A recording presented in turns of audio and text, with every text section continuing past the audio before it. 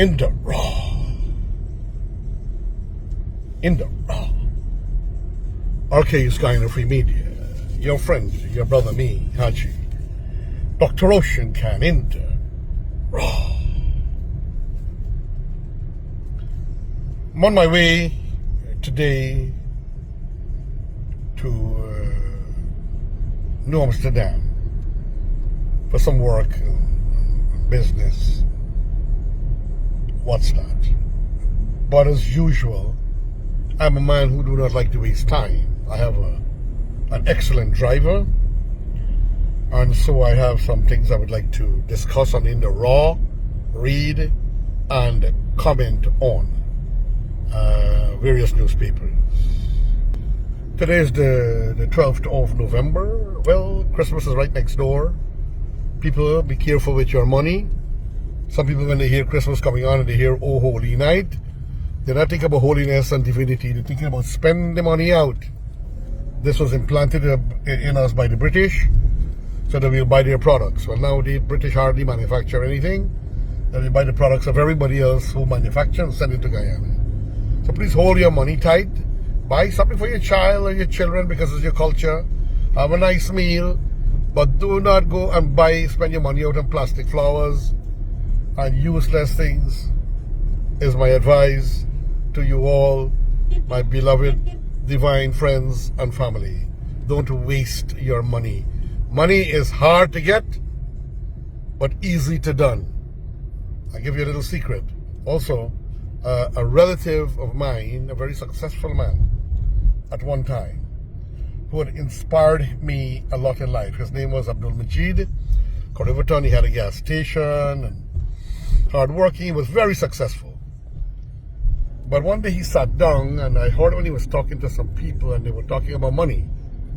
Because he was a money man, everybody wanted to know how to get rich. Everybody wants to get rich, and they don't know, you're not responsible for making you rich. It is written millions of years before you were born. It is known that you will be born, and what you will get and what you will not get. Like some people get sick from the time they're born to the time they die. Some born dead. Some die not too long after they die. After they're born, they die. Some get old age. Some lose their memory. And some get very wealthy, and then some become very, very poor. And some became wealthy and maintained their wealth. And this is how life is. God is the planner of things. He gives you the drive, the knowledge, and the wisdom. But at the same time, not everybody can be doctors, judges, lawyers, professors, but you can have trades, you can do agriculture, you can survive, you can live. You need laborers, you need workers, so God knows what he does. But he was talking to them and they are asking him this question, and he said the same thing I said. Remember, careful how you spend your money. Money hard to get, but easy to finish or easy to done. I just thought about it because Christmas is coming on and I see the date. And I'm not saying not to have a good time and a good meal. And I'm not saying that you must stay away from your work and take 2-3 days and a whole week away from your work, and you don't do things like that. Those are the lower level people. You work, you can get some time, you can arrange with another rank, you come out late, they want to go home early, and those kinds of things, and everybody can have a little bit of the holiday with their loved ones. Some people want all. Now, what was the other point he made? Is this, and I want you all to remember this, that money is a living creature. Now, I could debate that money is not living, but he was speaking morally. He was speaking philosophically. He was speaking symbolically. So he was saying money is a living creature. If you don't treat it with respect, then the money will leave you. Like if you get a dog or a cat and you don't feed it and you kick it every time and you chase the dog and one day the dog will not come back anymore. Same thing with the money. And he made sense, since a little boy, I was about 10 years of age when I heard him talking. And that's how I was as a kid, a child growing up. I'm always listening to adults when they speak. And some speak nonsense, trash, vulgarity, lewdness, rawness, and some speak wisdom and intelligence. Even though not educated, you don't have to be educated to be wise. So I listen to those words and it reverberated in my heart my entire life. Treat the money with respect. Treat it with dignity. Buy what is needed, don't buy what is not needed. Care it, take care of it, save some of it. And then the money will stay with you. Give a little bit of it to charity. No matter how little. Give you an idea. At the back here, you see there? See that box of apples, ladies and gentlemen? I am hardly ever out of apples.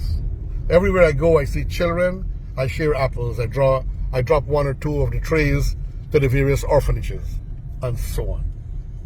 And sometimes I see people on the road and I know they are in a state and they need something to eat. I'm not saying this to show off, please. I'm saying this as a motivation. So a little bit of it you give to somebody worse off than you. Even a drink, a juice, $100 out of your paycheck, or something of that sort. So just a knowledge, just an advisory, ladies and gentlemen. Treat the money with respect, and the money will respect you and stay with you.